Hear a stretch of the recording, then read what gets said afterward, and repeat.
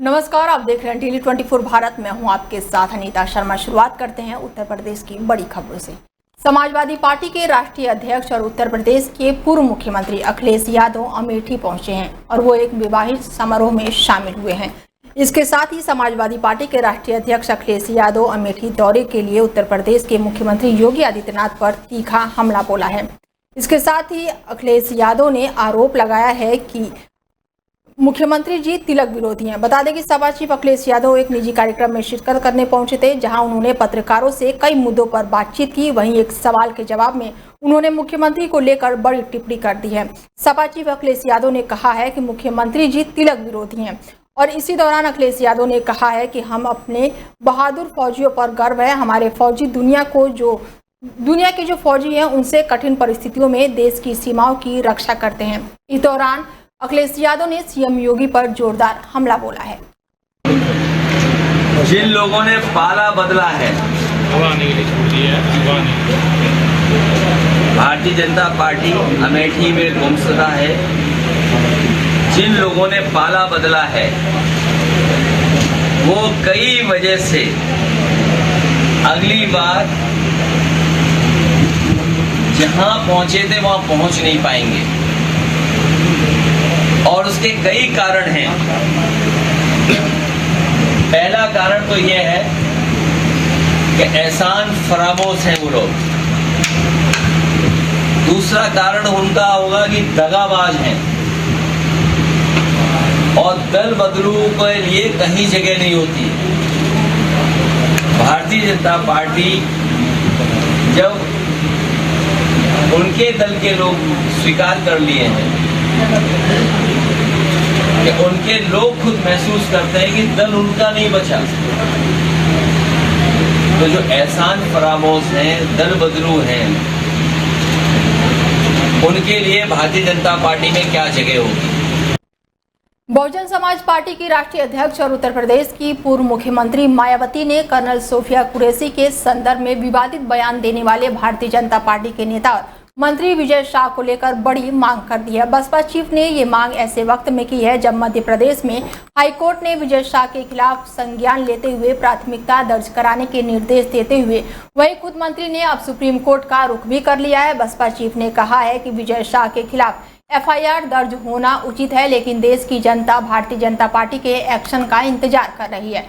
Social media site x पर मायावती ने लिखा है कि पहलगाम हत्याकांड के बाद से पाकिस्तान में आतंकियों के विरुद्ध सेना के ऑपरेशन सिंदूर की नायिका मुस्लिम महिला कर्नल को लेकर अभद्र टिप्पणी करने वाले मध्य प्रदेश के मंत्री के खिलाफ हाईकोर्ट की सख्ती के बाद से कल देर रात दर्ज एफआईआर उचित, किंतु बीजेपी की ओर से एक्शन की देश की प्रतीक्षा है। उन्होंने लिखा है कि देश में सांप्रदायिक जातिवादी द्वेष, नफरत, हिंसा और तनाव फैलाने वालों के खिलाफ कोर्ट से पहले राज्य सरकार को बिना भेदभाव कार्रवाई करना और साथ ही अपराध नियंत्रण और कानून व्यवस्था को संवैधानिक जिम्मेदारी निभाना जरूरी है, वरना अपेक्षित विकास बाधित होता है, जो जन और साथ ही देश हित में सही नहीं है। इन सबके बीच विजय शाह के खिलाफ एफआईआर दर्ज को लेकर सुप्रीम कोर्ट की चौखट तक वो पहुंच गए हैं। वहीं गुरुवार को एमपी में हाई कोर्ट ने कहा है कि पुलिस ने जो एफआईआर दर्ज की है वो अदालत के विश्वास पर खरी नहीं उतरी।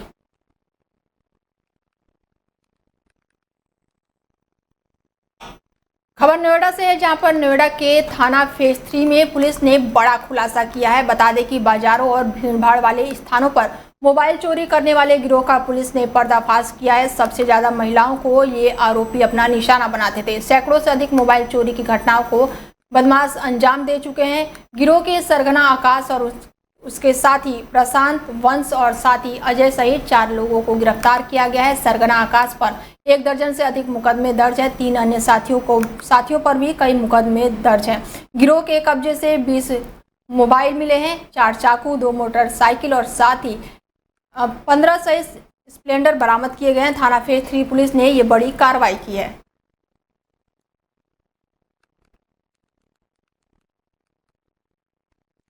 खबर हमीरपुर से है, जहां पर 49 साल पुराने यमुना पुल की हालत पूरी तरह से खस्ताहाल हो गई है। कानपुर सागर हाईवे 34 का पुल जल्द ही बंद होगा। सीआरआरआई की रिपोर्ट आने के बाद से हड़कंप मचा है। 9 महीने बाद आई सीआरआरआई की रिपोर्ट के बाद से हड़कंप मचा हुआ है। यमुना पुल कर रहा है कंपन और साथ ही सैलाब में आई दरारें और 6 माह के लिए पुल बंद करने की सिफारिश के लिए बैठकें होंगी। 40 टन क्षमता निकल रही है और 80 टन के ओवरलोड बाहर निकल रहे हैं और 2008 से 2009 तक के 12 बार धंस चुकी है यमुना पुल गैस स्लैब। इसके साथ ही हमीरपुर मुख्यालय के यमुना पुल का ये मामला बताया जा रहा है।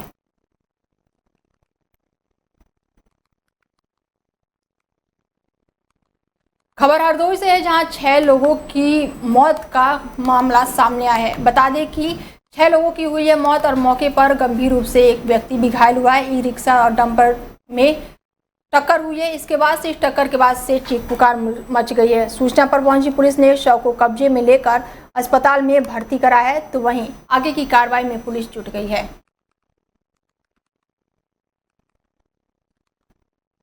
खबर बिजनौर से है, जहां पर 1 महीने पहले हुई थी चोरी और जिसके बाद से पुलिस ने बड़ा खुलासा किया है। काशीपुर का बदमाश धामपुर में मुठभेड़ के दौरान गिरफ्तार हुआ है। बदमाश के पैर में गोली लगी है, जिसके बाद से पुलिस ने बदमाश को अस्पताल में भर्ती कराया। बदमाश का दूसरा साथी अंधेरे का फायदा उठाकर मौके से फरार हो गया। बदमाश के कब्जे से एक अवैध तमंचा, जिंदा कारतूस पुलिस ने बरामद किया है। इसके साथ ही चोरी के 35,000 रुपए और मोटरसाइकिल भी पुलिस ने बरामद किया। थाना धामपुर के ग्राम का ये मामला बताया जा रहा है।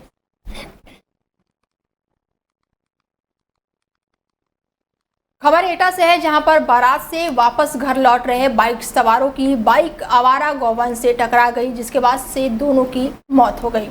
इसके साथ बारात में शामिल होने के लिए वापस लौट रहे थे और दोनों बाइक सवार अपने गांव नगला के लिए जा रहे थे, तो वहीं सूचना मिलते ही मौके पर पुलिस पहुंची और दोनों को मेडिकल कॉलेज में भर्ती कराए। बाइक सवार 22 साल के युवक की दर्दनाक मौके पर ही मौत हो गई। दूसरा युवक 20 साल का था, जो उपचार के दौरान उसकी मौत हो गई। पुलिस ने दोनों मृतकों के शव को कब्जे में लेकर पोस्टमार्टम के लिए भेज दिया है, तो वहीं सूचना मिलते ही परिवार में चीख पुकार मच गई है।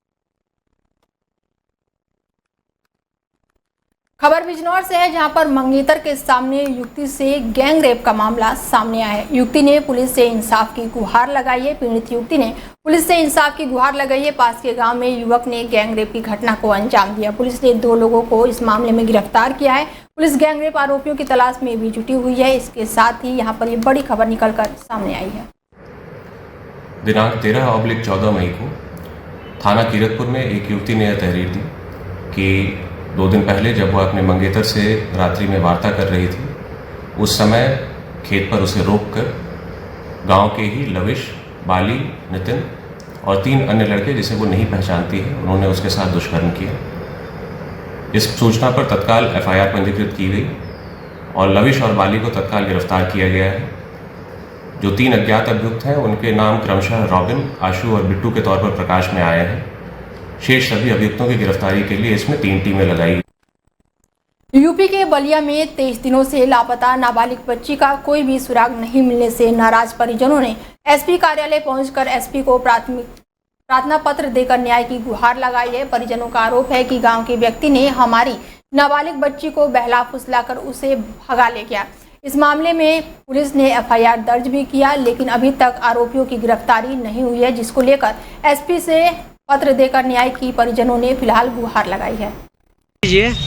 हम विनोद कुमार मौर्य, ग्राम रामनगर, थाना डोकटी के निवासी, जो मेरी बहन को कुछ गांव के ही लोग उसको बहला फुसला कर लेकर चले गए हैं, जो अभी तक उसका कोई अता पता नहीं है। मैंने थाने में जाकर रिपोर्ट लिखवाई है, जो अभी तक कोई कार्रवाई नहीं हुआ उनके ऊपर। उसके बाद मैं SP ऑफिस आकर गुहार लगाया, जिससे SP सर ने हमें आश्वासन दिया कि जल्द से जल्द अपनी कार्रवाई पूरी करेंगे। कब का घटना है ये घटना 20/4/2025 को रात में हुआ था। 3 बजे अपहरण हुआ है। क्या कह रहे हैं पुलिस? बोल रहे हैं कि जल्द से जल्द हो जाएगा, लेकिन अभी तक कोई कार्रवाई नहीं हुआ। 1 महीना हो गया, 1 महीना बीतने वाला है। क्या आप क्या चाहते हैं? झांसी में एक बार फिर से पुलिस और बदमाशों के बीच मुठभेड़ हो गई, जहां चेकिंग के दौरान पुलिस का सामना बदमाशों से हो गया। इसके बाद से पुलिस ने बदमाशों को रोकने का प्रयास किया, तो बदमाशों ने पुलिस टीम के ऊपर ही फायरिंग कर दिया। जवाब में पुलिस की गोली एक बदमाश के पैर में जा लगी, वहीं दूसरे बदमाश की घेराबंदी कर पुलिस ने गिरफ्तार कर लिया है। बताया गया है कि रक्षा थाना क्षेत्र में विगत दिवस घर के बाहर खड़ी एक बोलेरो कार का अज्ञात बदमाश चोरी करके ले गए थे। इसके बाद पुलिस ने मामला दर्ज कर लिया था। आरोपियों की तलाश पुलिस ने शुरू कर दी थी। वहीं आज रक्सा थाना पुलिस को एसओजी टीम के मुखबिर से सूचना मिली थी और कुछ बदमाश चोरी के बोलेरो कार लेकर बड़ी वारदात को अंजाम देने की फिराक में थे, जिसके बाद से पुलिस ने बड़ी कार्रवाई करते हुए बदमाशों को गिरफ्तार कर लिया। मई 5/6 की रात्रि में रक्सा कस्बे के रहने वाले राजेश राय की बोलेरो चोरी हो गई थी। इस संबंध में उनकी तहरीर पर थाना रक्सा पे उचित धाराओं में अभियोग पंजीकृत कर लिया गया था। वरिष्ठ पुलिस अधीक्षक महोदय के निर्देशन में स्वाट सर्विलांस तथा थानाध्यक्ष रक्सा की टीम लगातार इस केस को वर्कआउट करने हेतु लगी हुई थी और इस बीच में सीसीटीवी फुटेज आदि से अपराधियों को चिन्हित कर लिया गया था।